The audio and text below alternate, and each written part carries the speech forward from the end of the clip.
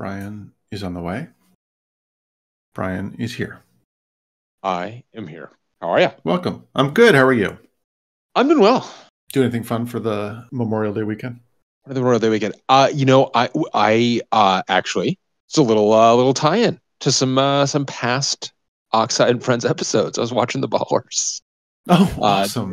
Yeah, they have not started here in Oakland, but they were opened up with an extended road trip. It was good baseball. It was fun to watch. You've been following them on the road. So were you at the YOLO High? No, I was not. They are in Montana, so I was watching that. They've got a streaming provider. Okay. Yeah, I was watching it online. Yeah, I was watching it, on. Road trip for the Ballers, like a level of dedication that is truly impressive. I would 100% do that. It was really fun. I was watching baseball with the boys, which was great. Nice. And it's fun. It is. They won their first two games. Unfortunately, lost their next four, but these last two games were very close. And it was great. It was awesome.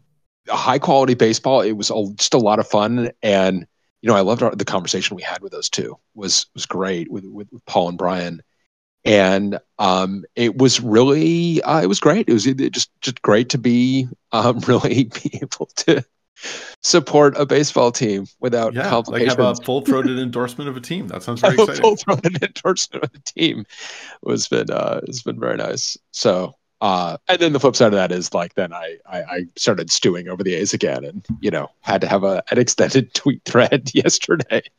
So there you go. Nice.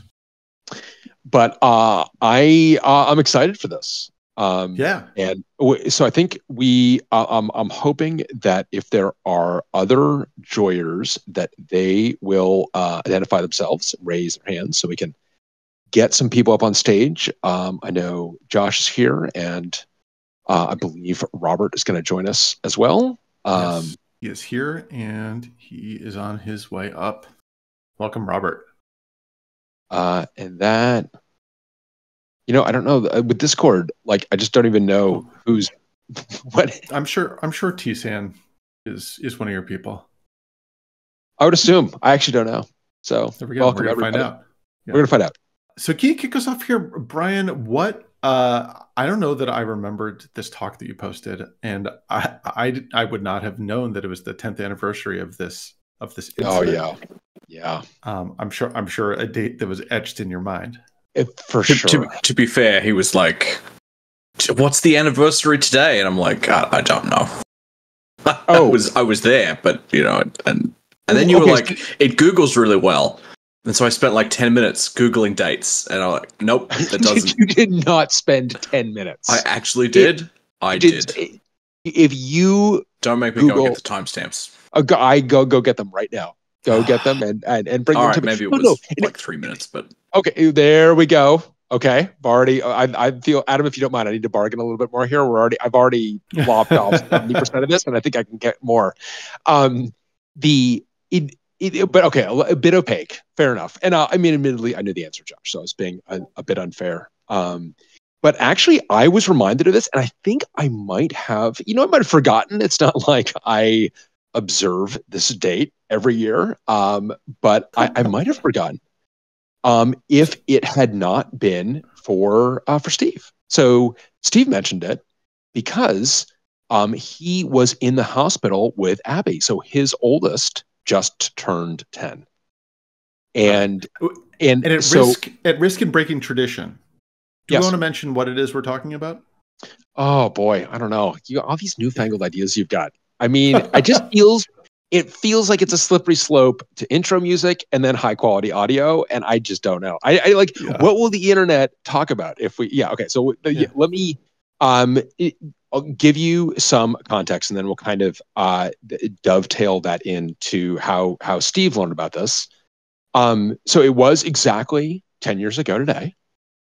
Josh, you remember where you were. Robert, I think you remember where you were. I think we got Bryan here. We got a couple of other folks here. You all remember where you were because we had a massive outage, a very scary outage. It was very broad. It ended up being very shallow, fortunately. But we errantly rebooted an entire data center. And in fact, we rebooted our most important data center. I mean, they're all important. We love all of our children, but US East 1 is definitely the most important child. And we rebooted US the East 1. UFDS primary was US West 1. Oh, fair enough. But That's US true. East 1 was the largest by far. It was the largest by far. Yeah. And in particular, US East 1 had a bunch of our own infrastructure was in East 1. And Bryan, the website was in East 1. Yeah. Right? We had so we had like Joyent.com. Don't worry, it's highly available because it's in 2 different nodes in US East 1. We had a bunch of our own infrastructure there. And all of a sudden, our own infrastructure, it's like, Adam, you have that moment of like, did the Wi-Fi just go out? Like, what happened? You're just like, this is funky. And like your first thought is, there's something wrong with the Wi-Fi. And I just remember looking up, not really knowing what was going on. And then Mark Cabbage saying, yeah, we rebooted US East 1. And he's like, get in the chat. I mean, I was in chat, but going into, and Jabber, Bryan, where was Jabber? Jabber was not in US East 1. This is actually something that was, it was in West. Very fortuitous. Yeah. It was in West. And we were lucky. Because... Can you imagine? Oh God, why am I even talking Did you have a backup plan? Because I've heard that for a while it's Slack. Their backup plan was Skype. Like if everything went bad, they would go to Skype. I mean, there was the old Jab. There was the era of dueling Jabber servers, so that might have been the backup plan. Is you get a fraction of 5% of the company that still had access to that Jabber server. Was it not also in West though? But a large portion of us were also on IRC, so I think we might have. I think you're right, Bryan. I think we would have done IRC. I think you're right. I think it would have been. It's on the one hand, it's too terrible to contemplate, Adam. On the other hand, I think Bryan's right. It would have. I think we would have self-assembled pretty quickly on Freenode. Yeah, I mean, I would have gone there to ask, like, what the hell just happened? Are you guys still alive? Like, did San Francisco get nuked or something? I know. We also had Google shit though. Like we had Gmail. We did, and so we would have sent an email, WebEx, and a bunch of other Gmail. No, but like I really feel that this problem is like the smallest possible problem that we could have had on that day. It's like I think I think it would have figured out how to contact the other 20 people that we needed to. So we did pretty quickly get onto the conference chat. We did. Yeah. And Josh, I think you're ultimately right in that like we would have there were just not that many of us. Like it was a pretty small company at the time. It was. And so, okay, so I mean, each of us is going to remember like that first moment of events pretty differently.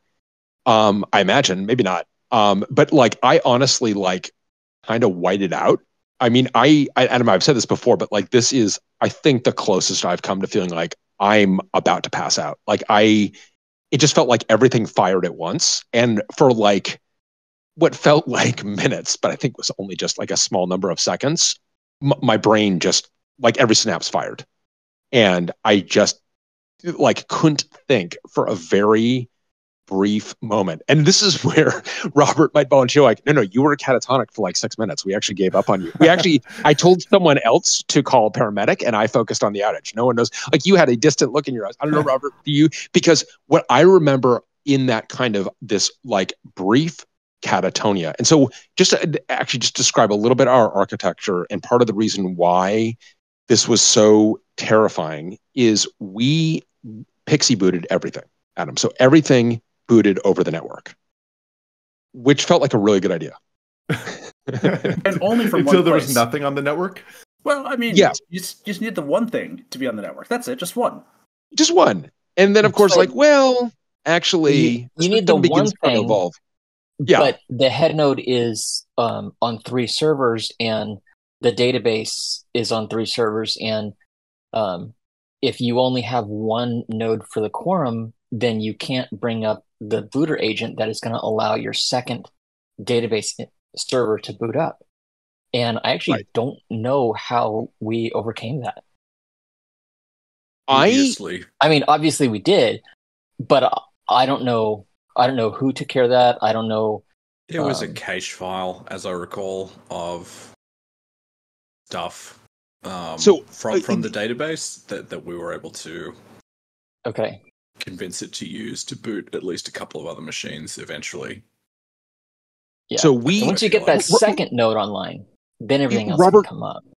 And Robert, what's your recollection of this? Because this is where, like, one of the things that early, like, the head node clearly completely rebooted. Yeah, if I recall correctly. I've been trying to remember everything, and I have forgotten more than I remembered. But yes, no, everything. I mean, this was a clear, like, everything honored the reboot command, and by the time we, realized that we had sent reboot to everything, it was too late to, yeah. So in important context, Adam, and maybe this is what you were asking for like 10 minutes ago, but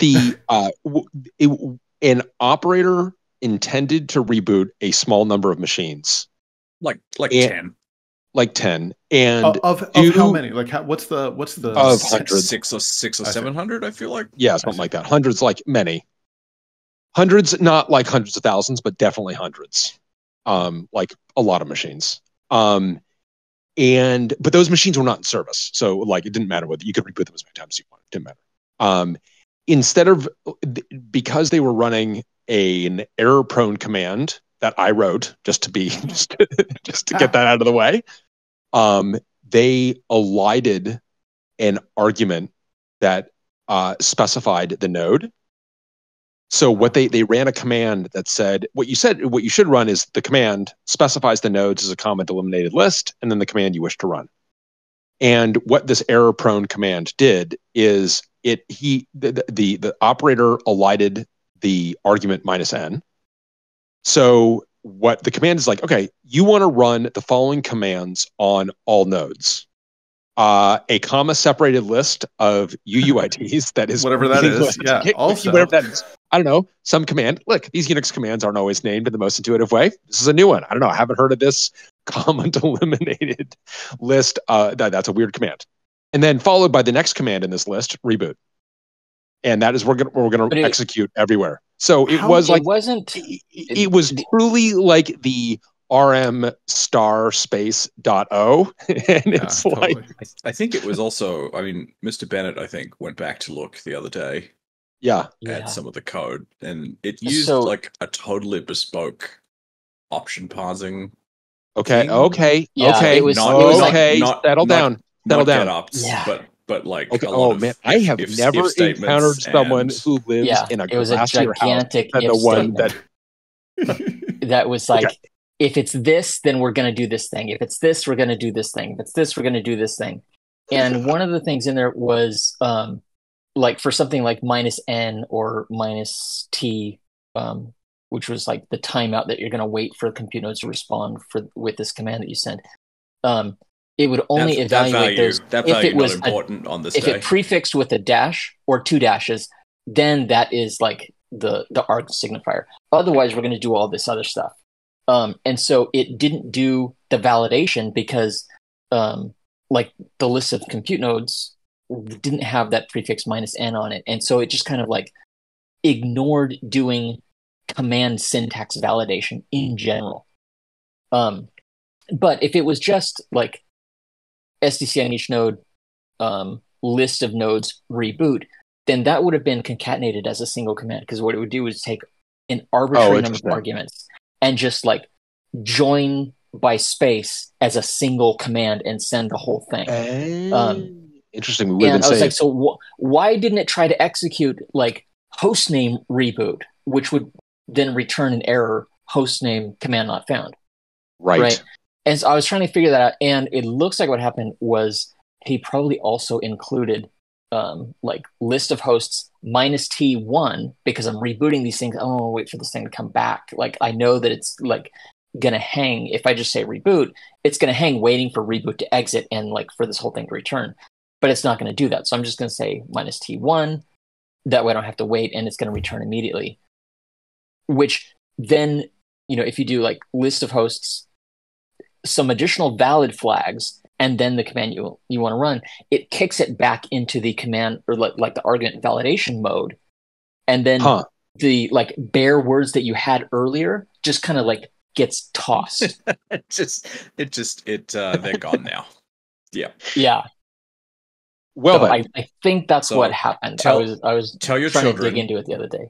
Yeah. They should use GetOps. They just and just like don't ever make your own option parsing. I feel like. You know, Bryan, it sounds like 10 years ago you had a very spirited, blameless postmortum. People have been really saving up the blame. I mean, they were saving the blame for me, apparently. I honestly didn't realize you had written that command. So, one, it's a very blameful postmortem. There you go. Two, the idea of all people on God's green earth, Mr. Clulo, criticizing me for writing my own bespoke options parser is a little rich. It's I have never written a bespoke options parser. I use the GetOps library. Oh, fair enough. GetOps library. Josh, good answer. Wait until your lawyer's present. Yep. Dave Adam Leventhal, postmortem lawyer. I mean, like, Dave had to write Node GetOps, so it's not like there was a chicken and egg problem. It was a bit of a chicken and egg problem, and now I actually do want to go through the SCCS. I guess you did write your own options parser, I guess.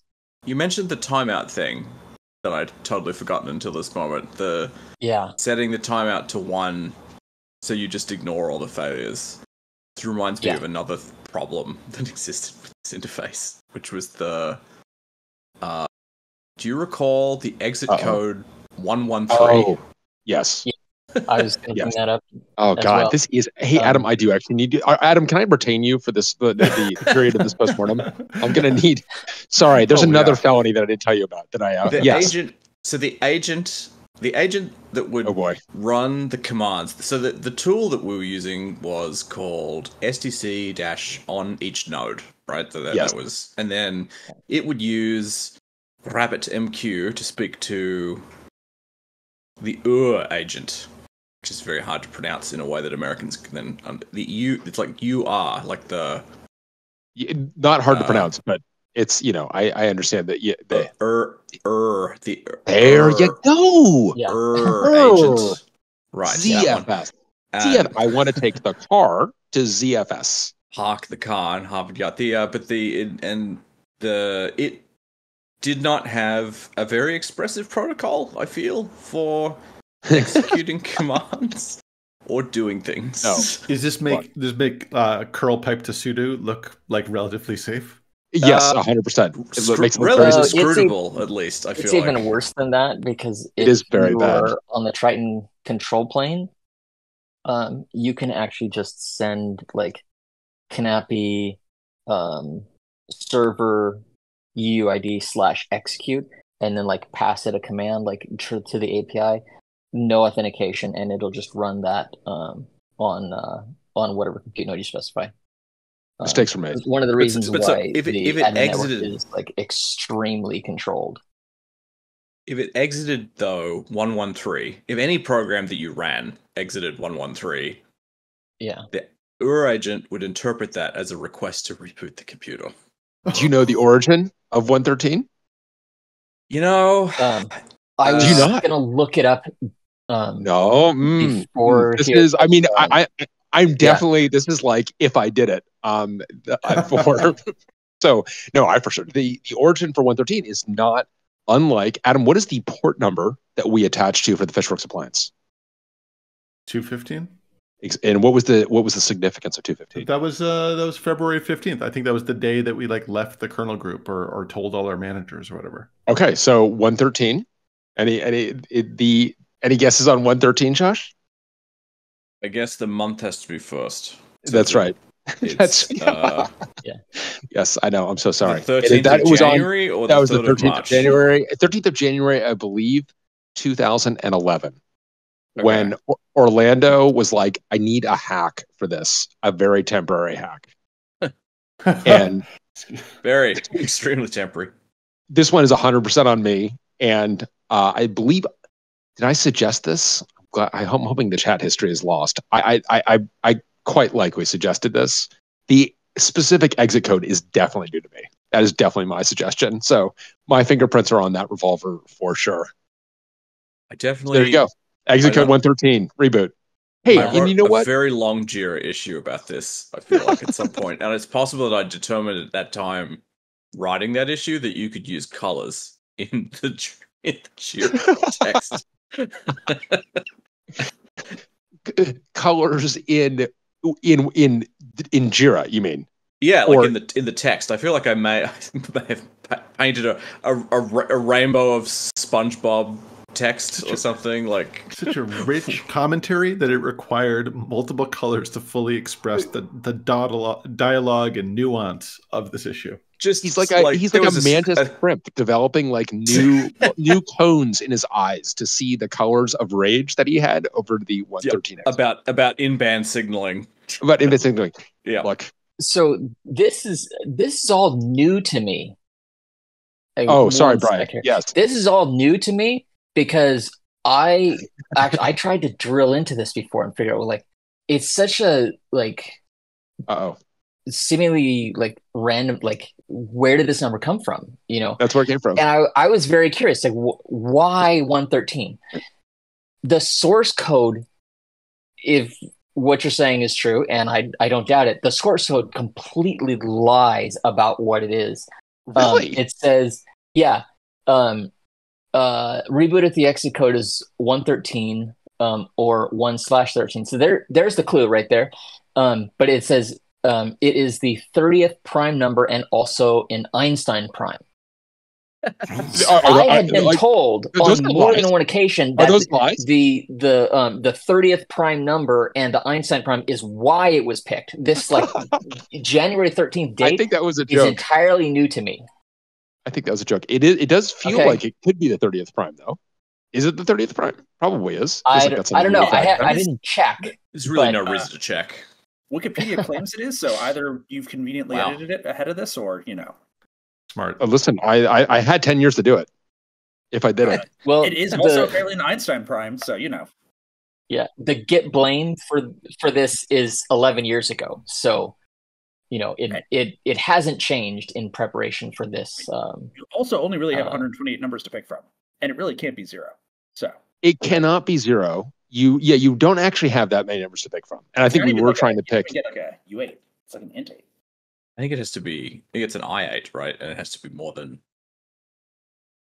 I would like to point out that even ChatGPT is a bit at a loss about the significance of 113. It doesn't know that it's prime. It's like it's prime, and then it's like cultural references. In some cultures, numbers can have specific meanings. Moving on. Like I've got no idea. Like so I would like to point out that I don't see a lot of programs exiting spuriously with the status code of 113. Of course, now I'm sounding perilously close to defending this. I thought, someone had said, it was picked because it's prime. It's a very large prime. It's very unlikely that any random software would have that is also true. Code for any error status. That is also true. I took that at face value. Like that seemed fine. Yeah, I think that's all true. That all makes sense. But I'm very curious about what happened on January 13th now, because we wrote it. I've never. That's heard. what it was. No, that literally is when it was. That's all it was. That was the day. Okay, that was the day. So then you found some other justification to like put into the comments. Other than like, I just need to reboot this and I'm supposed to delete this in 10 hours, but that never happened, obviously. It was definitely never going to be deleted in 10 hours. That was it. The shelf life of that thing was definitely going to be. So this is in early 2011, and we were furiously working on Smart Data Center, as it was then SCC, and this is like a problem we just needed to like knock down, and like we'll come back to it in the indefinite future. Narrator's voice, they never came back to it. Also, I would like to point out that like everyone can find the 113 distasteful. It actually had nothing to do with this outage. I would like to point out it is merely the same kludgy mind. Just that shibboleth of the quality of this. I don't think that he used the 113 because I think I learned about it after that event, saying like, by the way, you can do that and not have to send the timeout, because if you say exit 113. The shell will actually exit. It succeeds and replies. Exits cleanly. It returns back to SDC on each node, and SDC on each node will say, this is a result of what you ran on that host. But if you just say reboot or like init 6 or whatever, it's waiting for that command to return.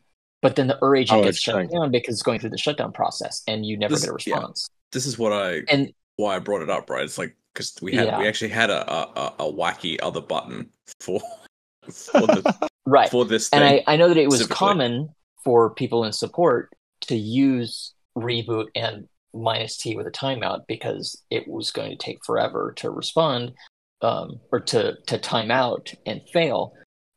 So that was like part of their SOP was to do it that way. And I don't know, I guess this 113 was like an engineering secret or something that it wasn't well advertised. Clearly, like the cultural memory forgot about it between we knew about 113, 113, and I feel like people forgot about it because I know a bunch of people that would not forget about it. I'm sure, or let me forget about it. I use it all the time now. There you go. Anytime I need to reboot a computer, that's how I do it. Right, because I know that's the safe way. So we had errantly rebooted everything, Adam, due to a combination of robust infrastructure, human factors. Human factors. Well, I do think that human factors. That we, I mean, on the one hand, a mistyped command. On the other hand, obviously a command that was very, very brittle. Yes, hitting in a C. Before we move, not to pile on the command, but you're my lawyer. You're my lawyer. I would have, Your Honor. I mean, I would have screwed this up like the first time I ran the command. So it is remarkable to me that this command was run apparently so many times without managing to reboot the entire data center. Rusty tetanus-coated scalpel sitting on a desk in a preschool was not like... Okay, well, so let me tell you something about that rusty scalpel. That thing looks so obviously dangerous that you wield it carefully. And this thing... We've all heard that one before, though, right? I mean, come on. I think that was prevailing thought was you need to be careful with this thing. Well, I don't think it was not a point of principle that like, oh, by the way, this thing should be totally brittle and should blow up our entire business if anyone mistypes anything. Right. I mean, like that was not like on the design criteria for sure. No. But I think handle with care was kind of like a given. One of the things that happened early in this outage is that and I think that one of the things that actually honestly, Adam, set the tenor for the outage is, so the operator has done this errantly and obviously does not feel good about themselves. But more or less everybody was very supportive immediately. Because a couple of folks said, I almost did this I've almost done this exact same thing before, which is actually a pretty productive thing to say in you've got this outage that has this kind of operator component to it. And to have your fellow operators be like, I have almost made this exact same mistake, by the way. Like this thing is, any one of us could have made this mistake. And I think was actually helpful. I think it was helpful for I think that, our disposition anyway was always going to be, let's work together to get this fixed. But I think it helped set the disposition with the operator of like, okay, this is actually like, I have a job tomorrow. I actually don't need to, on top of the anxieties of getting this system back on its feet, I don't need to have the existential anxiety of, do I work here or not? Because, I think we took that off the table implicitly pretty immediately. And hopefully explicitly as well. But I think that I think explicitly. I mean, I remember, a bunch of things being said. Like, I don't think anyone could make the person feel worse than they feel themselves right now. Yes. So, It's, Well, and I actually admired, honestly. So actually, it was funny. I was going through my email from that day, which was kind of mesmerizing because there are a whole bunch of things going on, and we're kind of like kicking around the draft postmortems and so on. And the operator sent me a personal note like later that evening, and just being very appreciative for the way we all handled it. And I wouldn't have handled it any other way, but I do feel that that's an element of this. That we did a bunch of things wrong in that we had a system that had this failure mode that it was exposed to. But I think we handled it right from a social perspective, and just really setting the bit early that like we all need to work together to get this thing resolved. The thing that I was very worried about, though, that we're kind of hitting on earlier, Adam, is that we did not necessarily know what the implicit dependencies were that the system had upon itself. And when you have a system that you kind of evolve over time, where you kind of upgrade it in situ, you've got a SaaS thing that you're kind of upgrading all the time, and you're not really doing a fresh install in your DCs. And I just feel like we don't necessarily know what's going to happen. And we terrifies me about like Google, right? It's like, when have they ever turned the whole thing off? Yes. And back on again? And the answer, of course, is almost certainly like never, right? I mean, like, clearly they will do drills in certain areas, certain times, and try and create the salient aspects of the failure that they're trying to defend against. But like, when has it ever actually happened? And I think the answer is generally often with these incredibly large and complex systems that, like, it has never happened, that they've been completely cold started. Every computer in the world turned off for 20 minutes and then turned back on, right? Right. I mean, that's uncommon. Like, what does that mean? Yeah, totally. And it's scary because you're about to, like, all right, we're about to learn something about the system. And so, Robert, I'm trying to put together what happened next, because in my memory, one of the earliest things is that we know that systems are unable to boot. The head node must have rebooted, because one of the earliest things I remember is us realizing that the zone for TFTP was maxed out on CPU. I remember you making that discovery. Am I remembering that correctly? Yes, I think there's kind of like 2 or 3 different splits off at that point. You have a few of us basically making sure that, everything booted from PICs except this one system, which booted via USB. Everything was booting a RAM disk, regardless. So we have some of us on that, and I think then we've split off, and I want to say Mark is then also waiting for Manatee and looking at getting Manatee and Moray probably up in like a one node only mode initially. Manatee is our HA Postgres chained replication thing. Yeah, that's right. But yeah, so I think then that's probably what it was. It was Mark put it back into one node write mode. Probably. I mean, I'm just trying to, because that one copy was on that server itself. But we were trying to get everything booted, and I think we were noticing things were timing out. And yeah, Brian, you're right. We I don't remember how, but I suspect we were just looking at good old MP stat and the lat column, and you have all these. You have a box that has all of these zones. Whenever they came up, they would all have a thundering herd as everything started up. Probably 50 plus Node.js processes got out of bed. All fought for CPU at a time during an era where a server CPU sweet spot was like 10 cores. Right. Yeah, right. This is probably a Sandy Bridge. So Sandy Bridge era, yeah. Or maybe a Westmere, maybe Westmere AP. Yeah.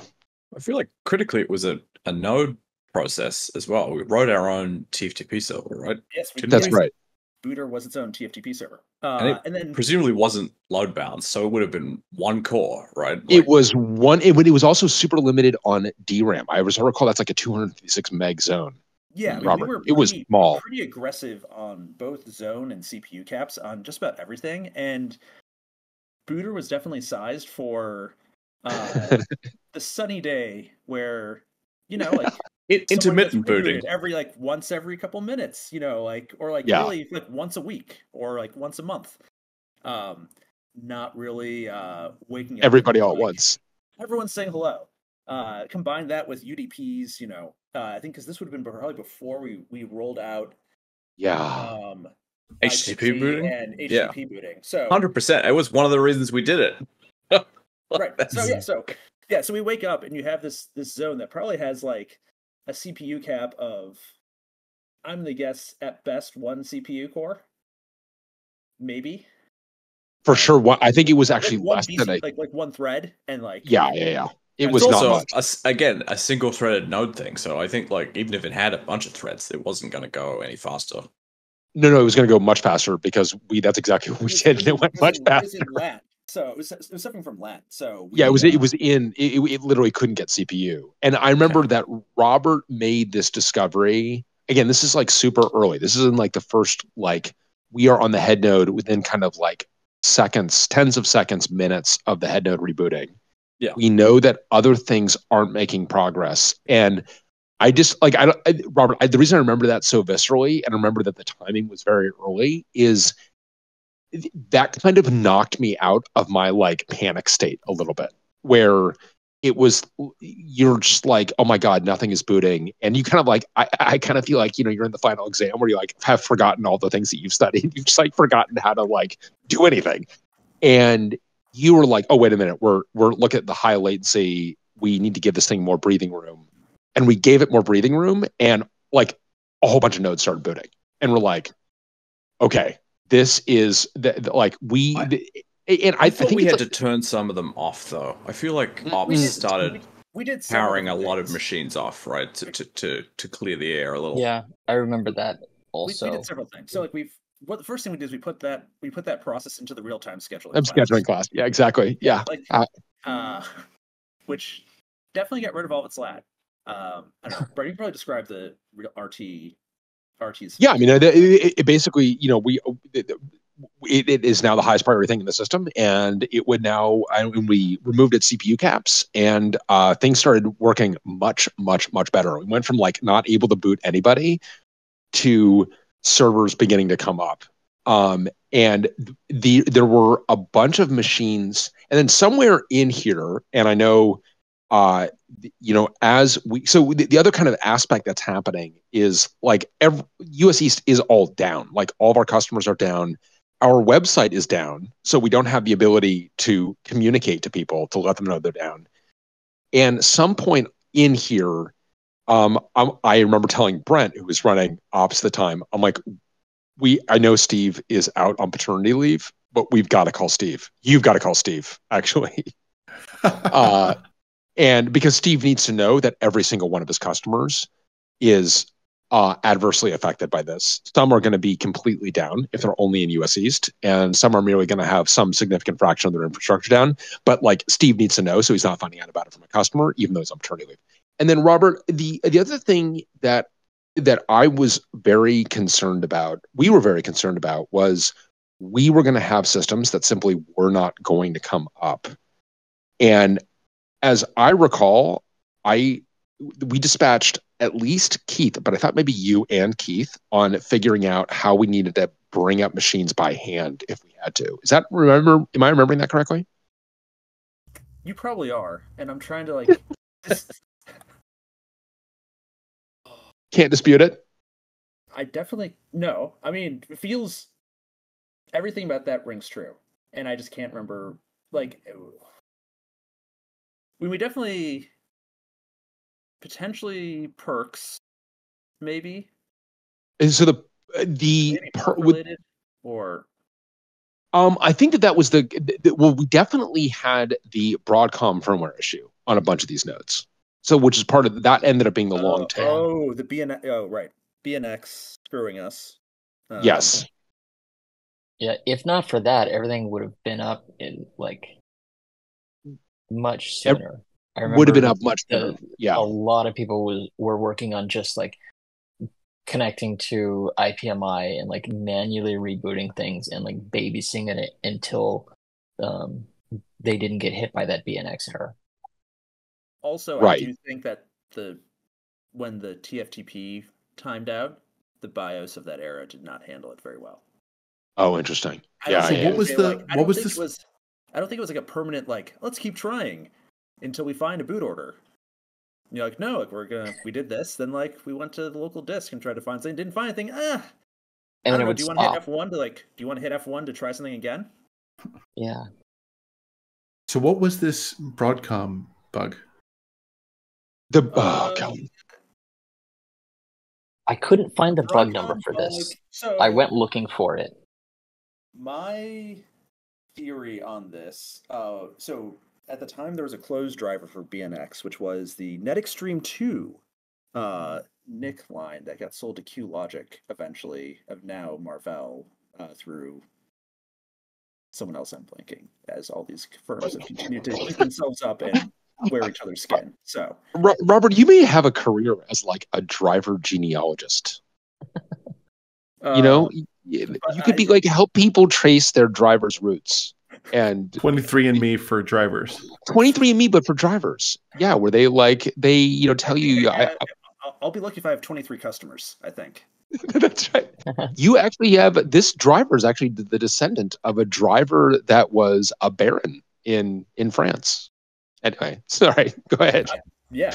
Well, I think unfortunately this driver had descended from someone who didn't understand how to correctly enable and disable interrupts. As I found years later, when Supermicro's website inadvertently just had the source code for the driver sitting there. That's helpful. It was helpful. It's like, is this open source, or is this source that is the source available? Is this just source on your website? What is this? It's open now. It's open now, exactly. Yeah, and then the company was like, I actually made a deal. It's like, if I promise to never bother you about this again, can I just treat it as open source? And they said yes. So that was But I found in the GLD v3 like mstop or like mstart interface. It's like, how about I turn off interrupts? And interesting. And like part of the problem is that there's, for those who haven't had to deal with the intricacies of PCIe, devices both have MSI interrupts and then also like a way to control interrupt enablement at a lower level. And most devices, you basically turn on MSIs and MSIXs like when the driver attaches, and like maybe if the thing gets reset, and then you toggle like in-band, not like device-specific bits that control interrupt generation. And so this has always been my theory. Anyways, this always was manifesting itself as effectively, like you'd be trying to assign an IP address in the link, and it would just like give up halfway through. Yeah, right. It was like net 80 something. And we had a bunch of machines that hit that, and so they were struggling to boot. Steve, is your audio working? No, Steve's trying to get something. Is my audio working? Your audio's working. You're here. This is just such a hard topic to talk about. I had to take a moment. Exactly. This brings it all flooding back. But your therapist said that this would be a productive session for you. This is an important step. Definitely changing therapists. Okay, so you are Abby, your oldest. I'm in the hospital. Been born. Abby, she's been born. Happy 10th to her. Thank you. I'll pass it along. She and Susanna share in common that their birthdays are more remembered for big events in Joyent history rather than the birthdays, the birth dates themselves. Right. Abby's for this, and then of course Susanna when the CEO of Joyent was fired. Yes. Yeah, she was actually, when I was describing that we're going to talk about this because of Abby's birthday, she's like, oh, like Abby and I are kind of like twins because like that one guy was fired. And then she was like, actually, Steve, you appreciate this. She's like, did Steve fire him? Did Steve fire that guy? And I'm like, no, Steve and I both worked for him. It was he was the big boss. It was the board that fired him. The hand of God reached down and fired that guy. Yeah, that's right. Yeah, and then she kind of got a little wide-eyed. She got a little wide-eyed, actually. She was like, wow, bigger boss than Steve. That's exciting. He must have been old. Right. Yeah. I was in the hospital. Abby was born on the 22nd, but she was still there because she was a little jaundiced. She was getting some extra fake light. And I got a call, but because Brent called me and I did not have his number in my phone because he had just gotten there. I mean, he had only been at Oxide at Joyent for, I don't know, a month? A month. Yeah, he had just gotten there. That's right. Sweet, Brian. I remember I got a call. Brian, you're like, somebody has to call Steve. Somebody does. Brent, like, is that your name again? You do it. Right. You do it. No, I actually, I had. Is he your director of something? Yeah, no. He actually. I mean, ultimately, I mean, he was very new to the role, but this was. I mean, he was running operations, so this was definitely like in his purview. And I was very directed about you. You should call Steve. Actually, that's funny, Steve. I'd forgotten how new he was. Because the thing that I remember is that he was very eager to help in any way he could. But he was great. I mean, again, I think everyone through this was really good. And I think he was like, yes, I will call Steve. Great idea. So he goes to call you. I see a call come through Yeah, unknown number. But I did recognize it as a Missouri area code, oddly, which I think goes back to one of the things that I gained from my earliest days of my career working in a Dell personal computer call centers. You start to understand area codes and where they're from. But saw Missouri, knew he was from Missouri, and answered, and he says, "Hey, Steve, I'm sorry to bother." Or I think he said, "Are you busy?" And I said, "Yeah, kind of. I've got to run down for like another UV light appointment here in a few minutes, but what's up?" And he said, "Well, all of US East 1 is down." I was like, okay, well, I'm throwing up on myself now. Oh, I mean, I did. It didn't quite sink in. It took like a second or two to sink in, and then I had the same feeling that I had when Abby had just, arrived in the world and was kind of dazed and stunned and looking for something to kind of brace myself with. Right. You're like, thankfully, you're already in a hospital. Yes. So I was in a good spot for that. But then his next words were much more troubling, which is, and we're not sure when it's going to come back. Truth. That is the truth. He didn't say if it would come back, which was good. That would have been even truthier. I mean, a meteor didn't hit it, so. Right. I seem to recall, and I don't know if this is true, but someone said, because I was not in San Francisco office, I was always working remote, but someone saying something like, some people are working on recovering and other people are working on arranging flights to Virginia.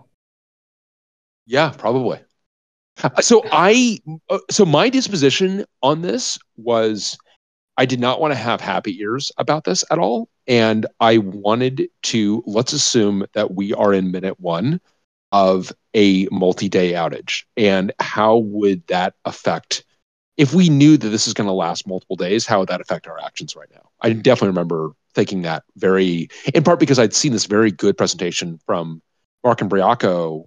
Steve, you remember, and I'm not sure if you watched that presentation at Surge, but really good. Just thinking about that, yeah. Yeah, he gave a great talk at Surge. Unfortunately, it was not recorded, but about a Heroku outage that was a 66-hour outage at Heroku. And 96. Was it 96? Oh, man. 96 hours. That was a lot of hours. It's a lot. And sleep management became a major, major, major issue for them. And they... because he kept hoping that the outage was going to be like done in the next hour. And one of the things that he took away from that was, I wish I had better planned for, let's assume this goes on for much, much longer, and getting people off the keyboard and sleeping. So I had refreshed people coming back.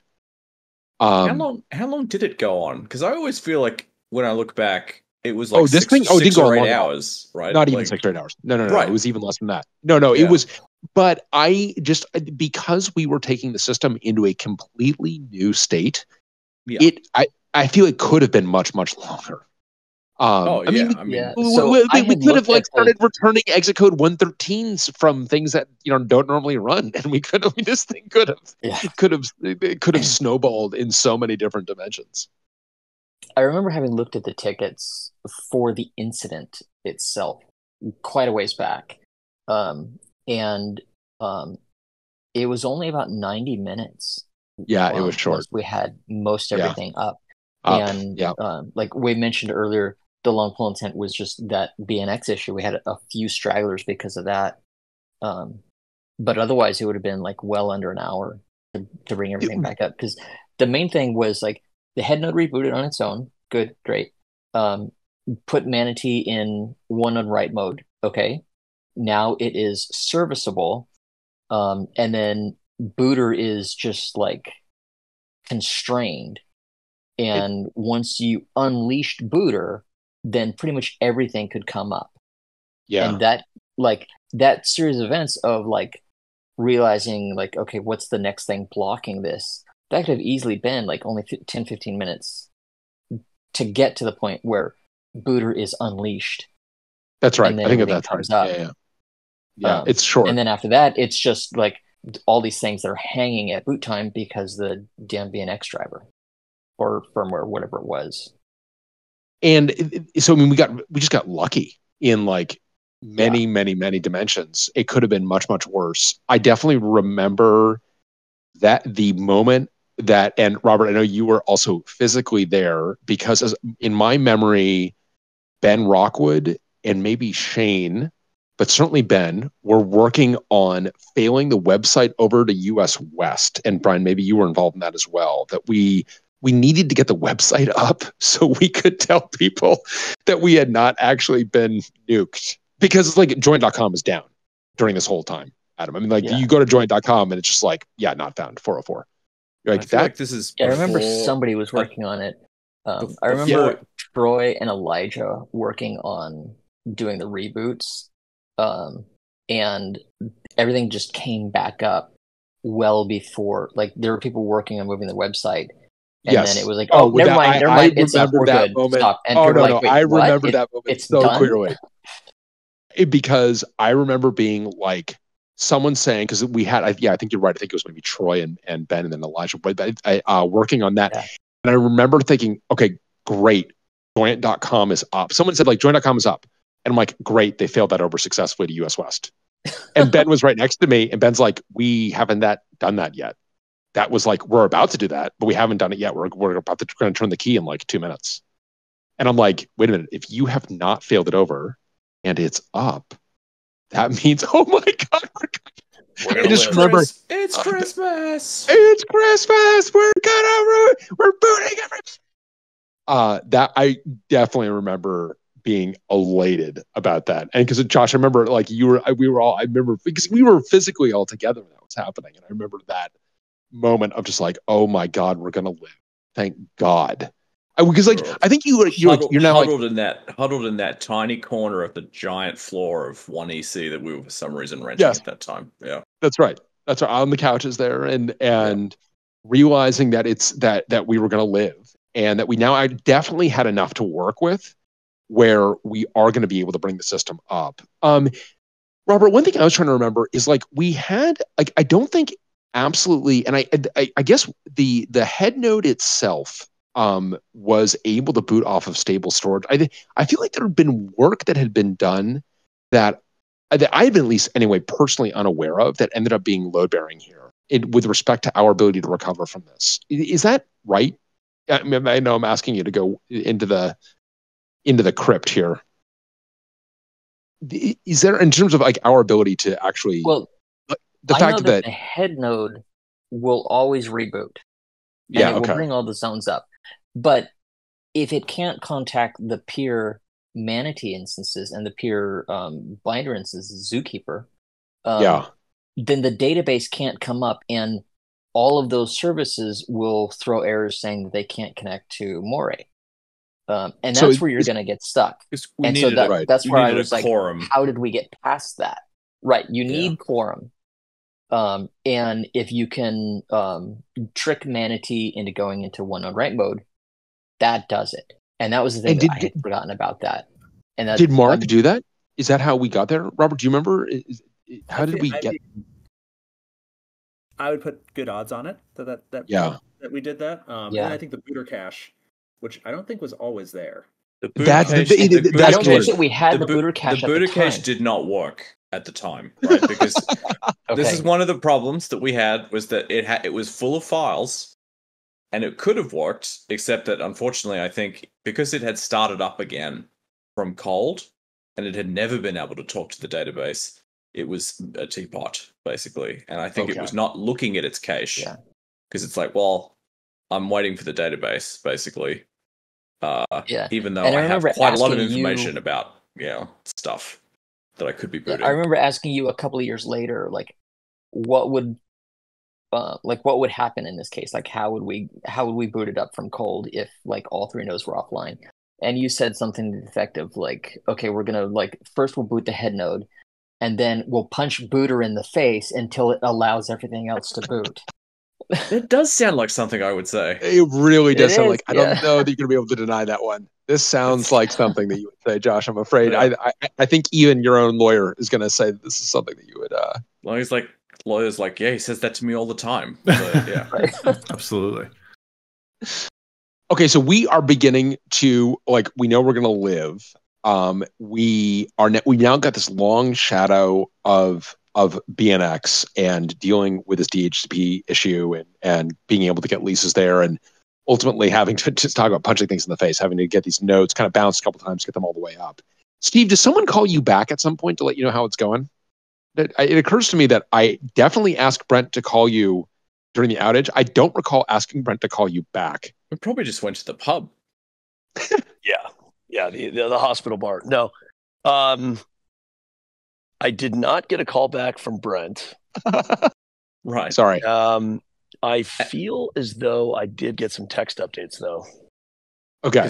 All right. So we let you know that we're because I immediately started texting a couple of like ModCloth, 1LO, Voxer, some of our key customers, just to make sure that they knew that we kind of knew what was going on and that we were going to be in touch with them frequently. I think what you mentioned that Mark Imbriaco talk, and one of the things that stuck with me in that was because the whole talk was about crisis communications when you know nothing for 96 hours.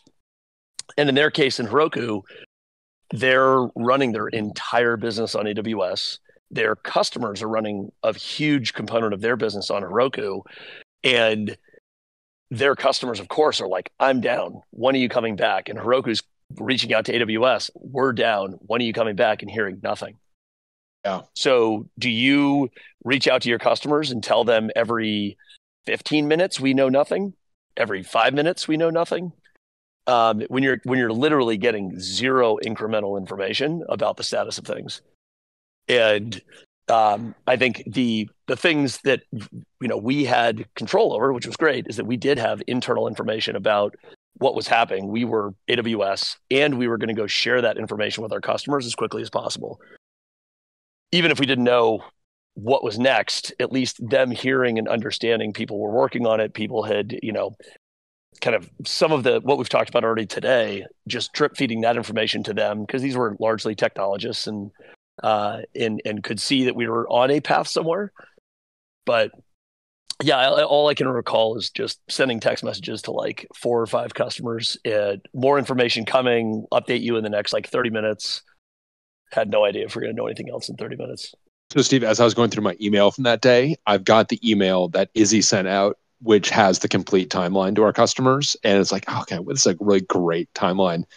Izzy, of course, is now a colleague at Oxide. So it's been fun to work with her again. But I just reminded of like how we all, because I think it was very important for all of us to be as transparent as we possibly could be with our customers. And I think that I think again, that was the thing from that Mark talk. The most difficult part was the lack of transparency from AWS.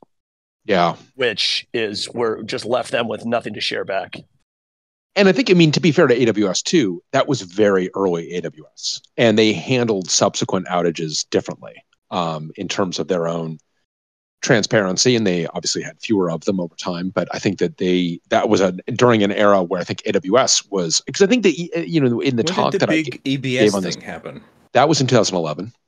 That was okay. Yeah, and I think that one of the points that I made in the talk, so I gave a talk, the Go to Chicago talk was in 2017, and I wanted to talk about this incident because I think it was a searing incident for all of us, and it was, could have been much, much, much, much, much, much worse. But to me, it was also an object lesson in the dangers of a system that seemed to work. And we had this kind of semi-automated system that was automated in certain regards, but was still very manual in other regards, and very prone to human failure. And I think that, systems go through this in their life when you go through this kind of era where you are now like being broadly used, or you're being used in a way that's kind of like beyond the capabilities of the system. And I feel like that was definitely the moment. That was definitely true in 2014 for the software. It was being used a bit beyond itself. And I feel we learned a lot from this, and we made a lot of improvements to the system. Josh, you want to talk about some of the specific things that you mentioned a couple of things. I know that Dave had a bunch of things that we found in Manta. Certainly we had we may have changed our options parsing a little bit in STC Yes. on each node. I think so. I mean, I was just looking through fortunately, I wasn't journaling in quite the same way I do now back then. So I only have like dot points from the Scrum channel back then, and it definitely does not reflect the severity of the date. When I look at the list of things, it's just all like, oh yeah, like I think probably the strongest thing here is replacement thoughts discussion for the next day, which we then didn't do. But I did file a bunch of. I remember thinking at the time that a safety culture was not particularly evident in the on each node tool at the time. I'm right here. I can hear you. I'm doing my best. As an aside, before I feel like the vendor name status.com pattern was not super prevalent back then. Yeah, I think that's right. Because I feel like we did not have like a Joyent status.com. We did not have Joyent status.com. But we did go and make one afterwards. We made one. Yeah. Yeah. Because I think that's definitely something that if you have SaaS or infrastructure stuff, it is good to have a well-established, easy-to-find bulletin board to put these customer updates on, right? Like when everything else is screwed up. Right, and then you have to actually operate those transparently. Because I think nothing is more enraging to a customer when it's like, this thing is all green and it is all down, and you're not communicating. Like literally every time I go to githubstatus.com and it's like, everything's great. And it's like, it's really not. What are these? You think what are these 500s that I've never seen before? Like, come on. You think it would be like, don't you think you should be asking me that question? Why do you think I'm here, GitHub status? Yeah. Do you think I'm here because I think it's all, like, clearly I'm here because I think there might be an issue. They're actually just using like the rate at which people view the status page to determine if they should look into something, I think. That would be kind of funny. They're like, hey, we're all green, but there's been a huge uptick in people asking us what's going on. So we're not received more visitors in the last 90 minutes to the site than we have in the previous 2 months. What could how be wrong? Google tracks the flu by people searching for various symptoms. Yes. Yeah, totally. Oh, that's funny. Right. Yeah, funny. Yeah, that would be interesting. Like, our status is green, but we're less certain because so many people are asking the question. So, but on redundancy, on the one of the AWS outages, they had their status page in only one location where that location was down. Which is what then happened to us. That was us, effectively. Yeah, that was us. No, I know. But I'm just saying, others have done it.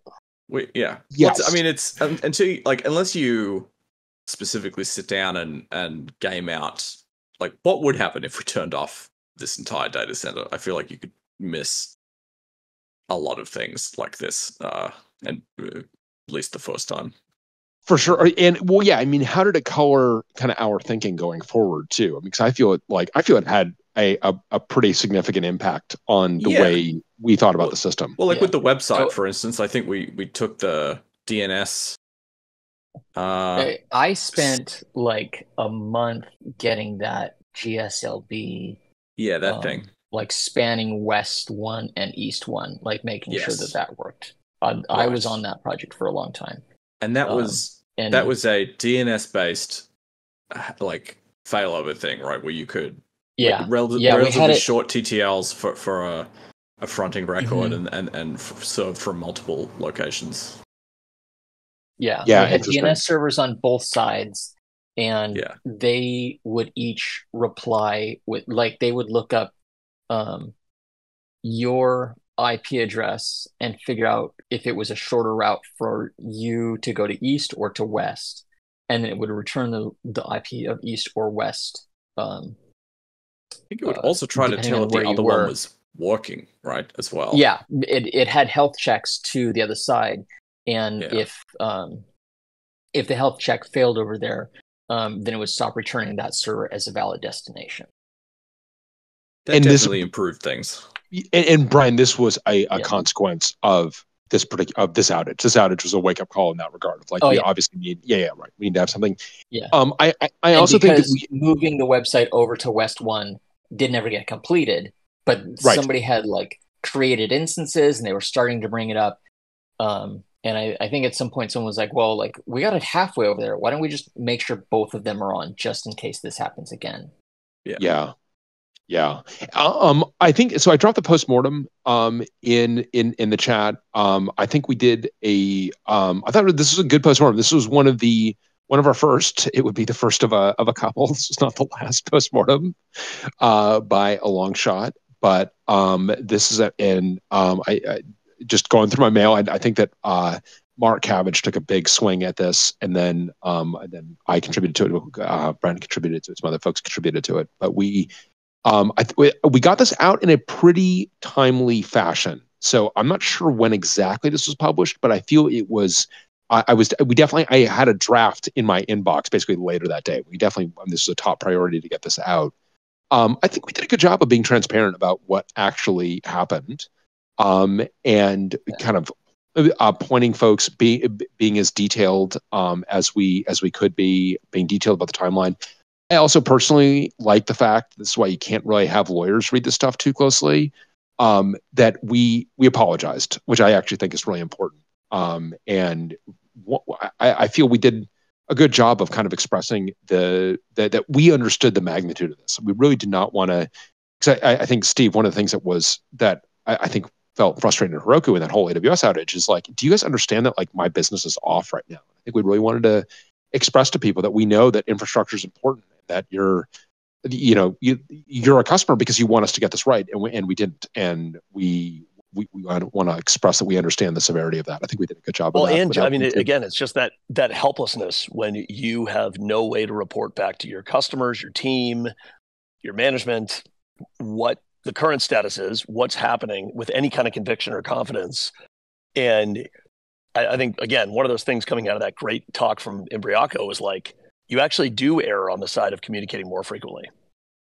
Yeah. You do stay in communication with folks and just say, hey, we're still working on it. We've got the entire team working on this thing. We're going to, you'll know as we get things that are meaningful, but we'll keep checking as you know it. But I remember him talking about how it had been and assume that that's real, and that stuff will haunt you forever. Well, also, like, if 6 hours goes, already beginning to try and resuscitate my software somewhere else, right? And if like, once that process completes, then you're not really a customer anymore, which is... I know there are definitely a bunch of other things that I want to talk about on the engineering side, but were there other...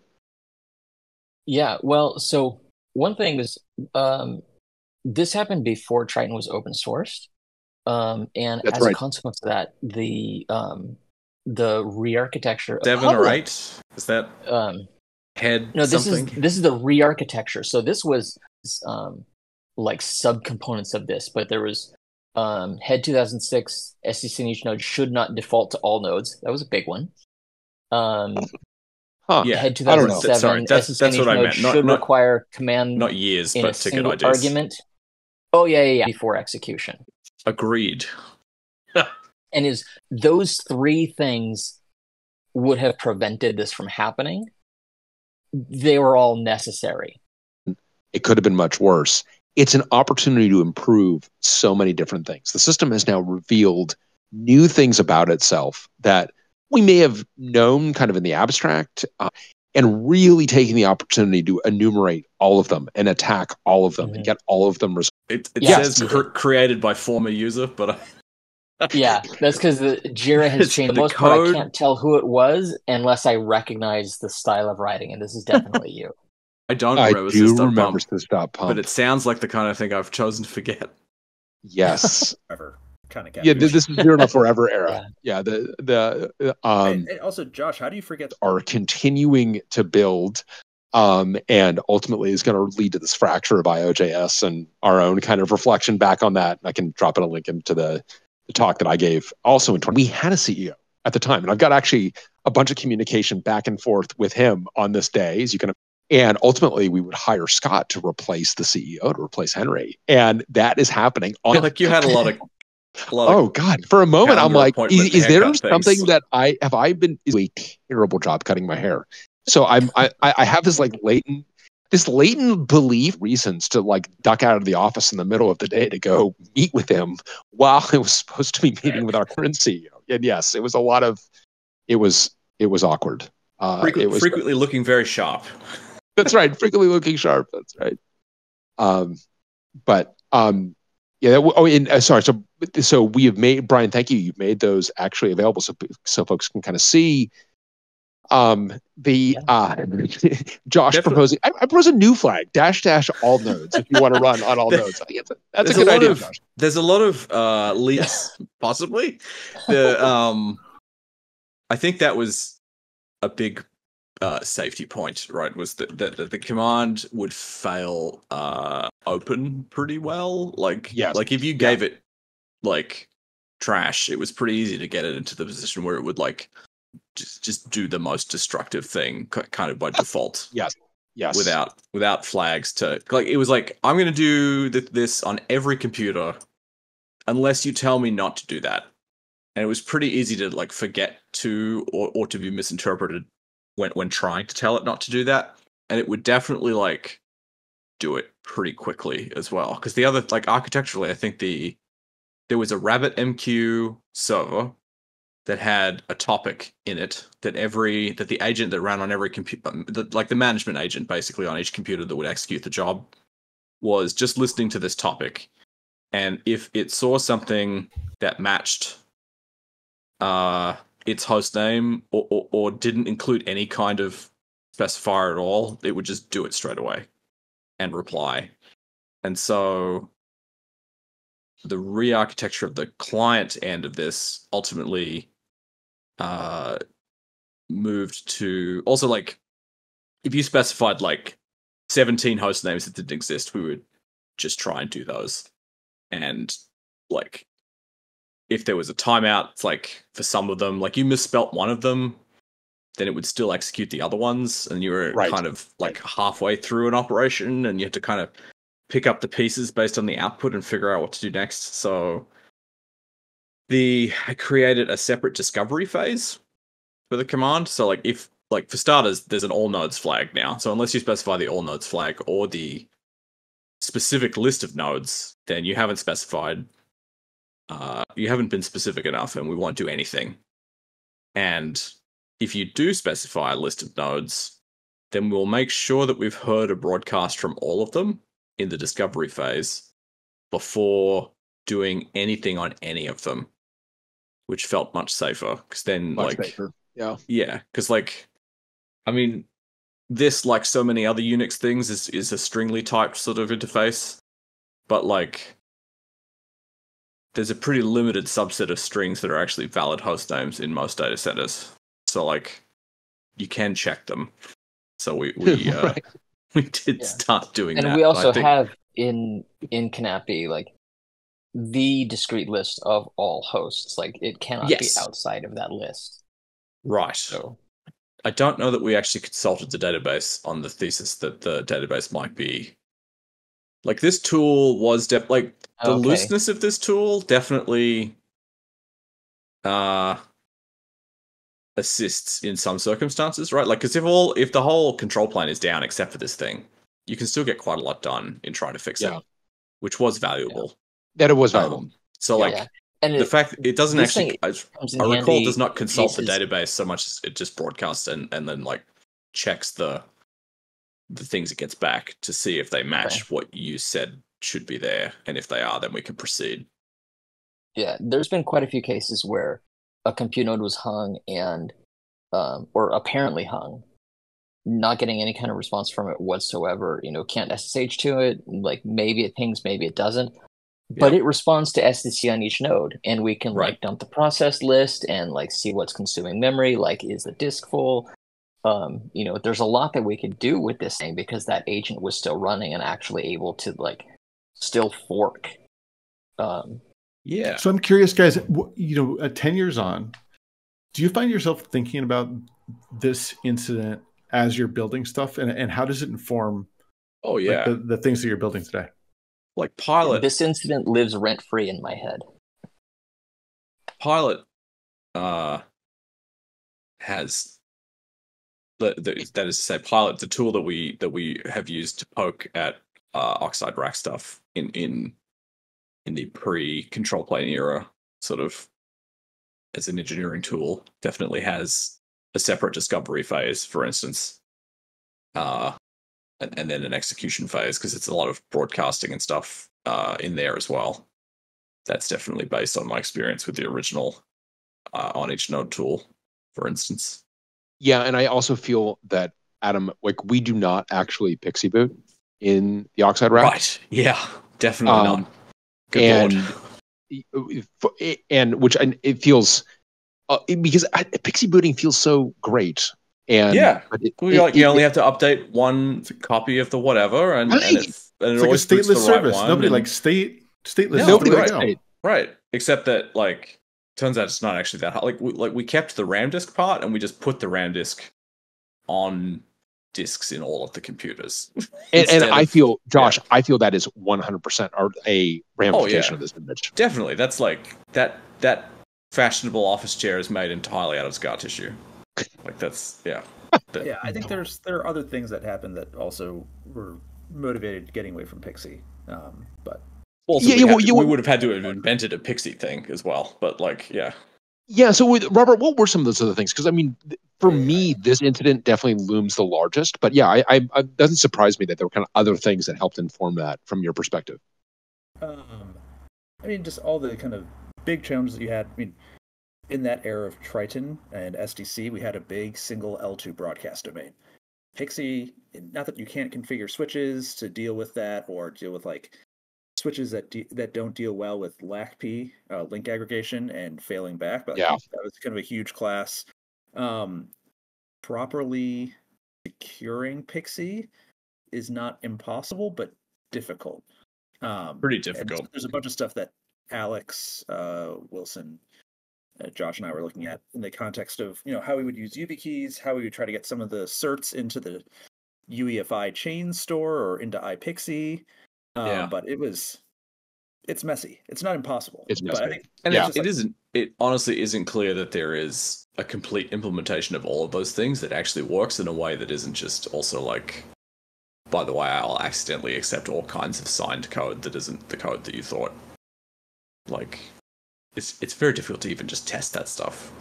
Totally. And so as a consequence, we just, as Josh mentioned, we still have a RAM disk, but we don't actually download that over the network. That has actually been dropped down onto one of the local drives, onto the M.2s, and then we boot off of that. Which to me is a quite very snappy as well. Like, I mean, it's quite snappy, and the whole rack can cold boot itself, which is nice. So this is another thing that, I mean, I just think, like, in general, the rack cold booting is very important to us. That failure mode is very important to us.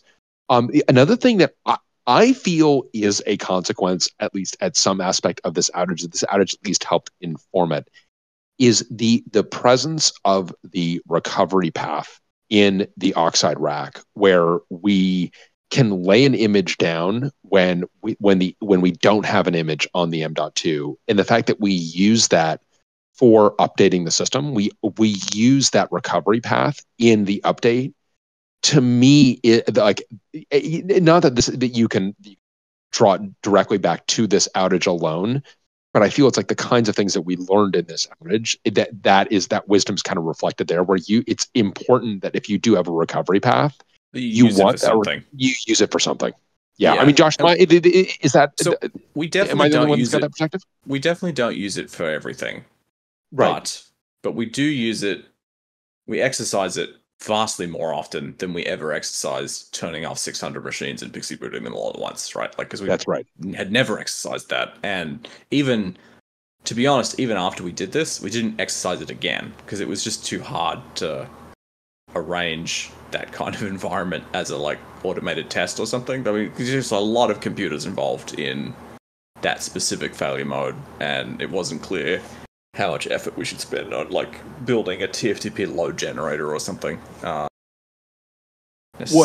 I think another thing that's been important, and again, I don't know if you would make this kind of a direct descendant of this exact outage, but we have many different ways of simulating different aspects of the system, and I think that there's not one way of simulating the entire system. I think that's important because it allows us to simulate a bunch of different kinds of failure modes without necessitating aspects of the rack. And I mean, I think part of the kind of the fundamental challenge here is we had no way of having an environment that really looked like that production environment in terms of scope, in terms of, hundreds of machines in development. And so you need a different way of being able to simulate aspects of that. And I feel that this incident was very educational in that regard.